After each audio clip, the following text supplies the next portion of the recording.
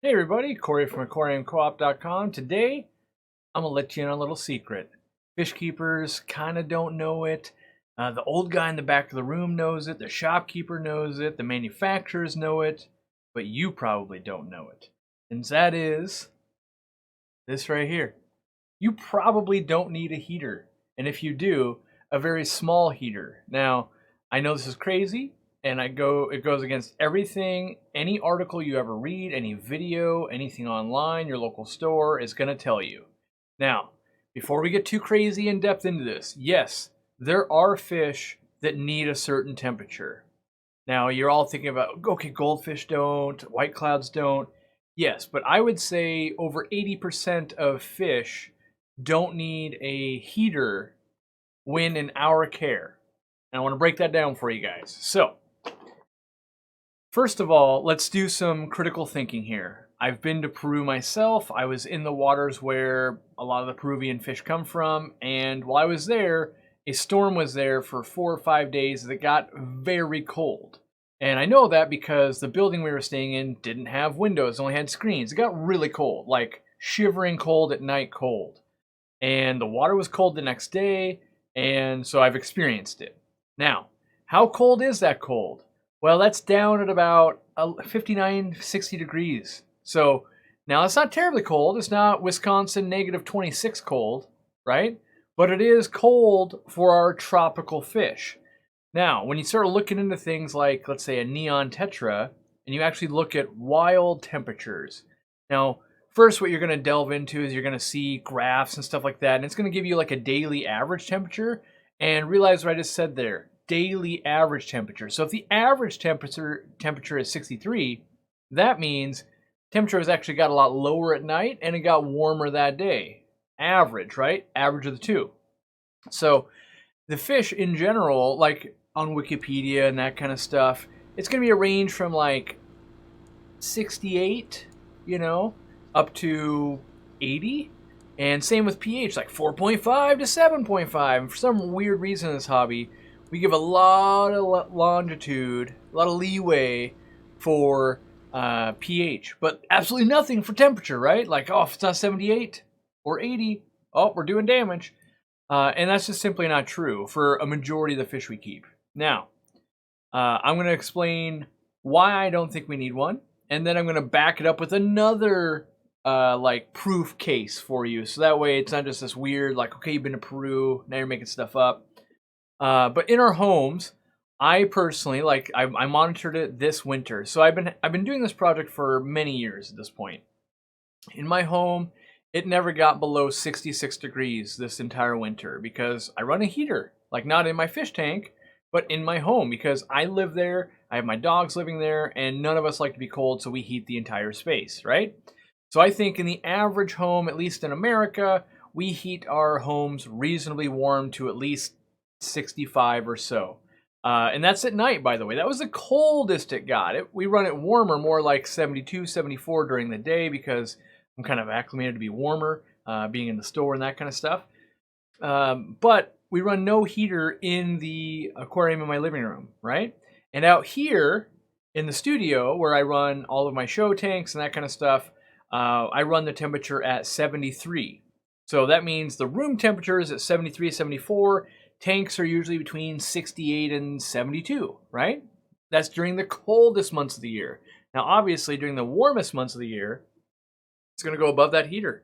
If it's 80 degrees outside and my window's open or my door is open, it's going to heat up the room, which is going to heat up the water. Same in my house, right? We have all experienced, we're familiar with hot, not so familiar with cold when it comes to our aquariums. And so I've been running my fish room that way for, it's coming up on 10 years now. Now that doesn't mean you'll never see a heater in my aquariums. If I ever am using a heater, it's usually on the very bottom level of an aquarium or of a rack of tanks because those are going to be the coldest and heat rises, right? And then there are species of fish which I keep that like to be warmer. One of them would be like the clown loach, for instance. In general, likes to be warmer, and so I keep them about 82, right? If I've ever kept discus, German blue rams, that type of thing. But then there's all these libers and all these other crazy fish I keep all the time, and I even keep them outside some of the time, right? And so they can go much colder, And I believe that the range of fish that we can keep without a heater is very, very large. I also believe we can take them down to about 65, much less than 65. We start getting a little susceptible to illness. And so I think on average, as long as the coldest we're getting is 65, and then we're warming them back up during the day, I think that's okay. And that was evident to me. Just if you've ever gone in a pool or you've ever gone wild collecting a fish, it typically warms up at the end of the day, and it's colder at the beginning of the day, right? Less sunlight, less less heat entering that water, especially in the shallows. So now I want to talk about another case study of why I'm very confident this is true. So if you follow someone like Imperial Tropicals, which is another YouTuber, and they are a fish farm. They're in Lakeland, Florida, right? Now, very transparent about their business, which I love because I'm the same type of kind of YouTuber, transparent about my business. And you can watch what they're doing day to day, and they have a giant fish farm, right? And there's always ponds outside. And so I watched the one right before filming this. I want to do a little bit of research just to make sure I could bring up the specific thing, and I'll link to that video. Last Friday, which would at the filming of this was 2 days ago, he chimes in and says, "Perfect weather today, loving it." And he's outside working, right? I looked up that weather. The cold on that day was 59 degrees. The high was 73, right? Coldest, 59. Warmest, 73. But all these fish are outside, right? And yes, he does focus primarily on like rainbow fish, African cichlids, live bears, and some other stuff, right? But that, like just that little swath right there, that explained a lot of the fish we're keeping as hobbyists. So, he's not worried. He's not alarmed, even though all his fish are outside, right? That's a little crazy, but it's because the fish can tolerate it. Now, did he have some plastic over the tops of his ponds? Yes. Now, I want you to think about that, though.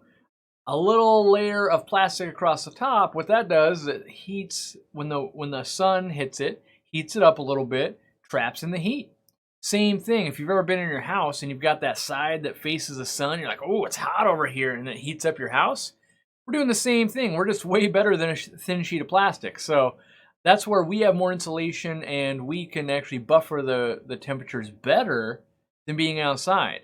And yes, are there some things out in greenhouses and that kind of stuff? Yes, but there's tons of ponds as well, and that's what I want to focus on. Is we can easily replicate that, if not better, in our home aquarium without using a dedicated heater, just by heating the home in general, by having some lighting, by running some filtration. All that energy does translate to heat.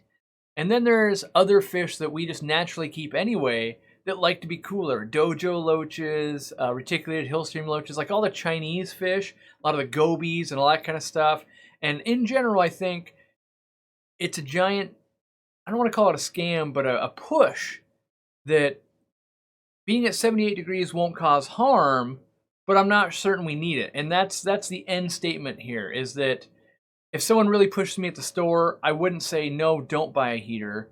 But if you were to really question me, I would say you probably don't need one unless you're buying a specific species that is known to really like hotter water. Now, there's not that many of those. And I do want everyone to be cognizant of the fact that with an aquarium heater, you are opening yourself up to risk. So yes, is it possible that our main whole house heating goes out? Yes, likely once every 10 years maybe, and we rectify it really quick because we get cold and we get someone there as fast as we can, right? Now, with aquarium heaters, it's more likely they go bad like every 4 or 5 years, and because we're running so many of them, it seems like it's happening all the time. If you have 20 tanks and one's going bad every 5 years, but you spread that out, all of a sudden you've got like 4 going bad every year. Or if you bought them all at once, and you've got like 20 going bad over the span of 18 months. And that can stick on and cook fish. It can also get way too cold. And so I'm a big fan of heating the space. I do it both in my studio and my home.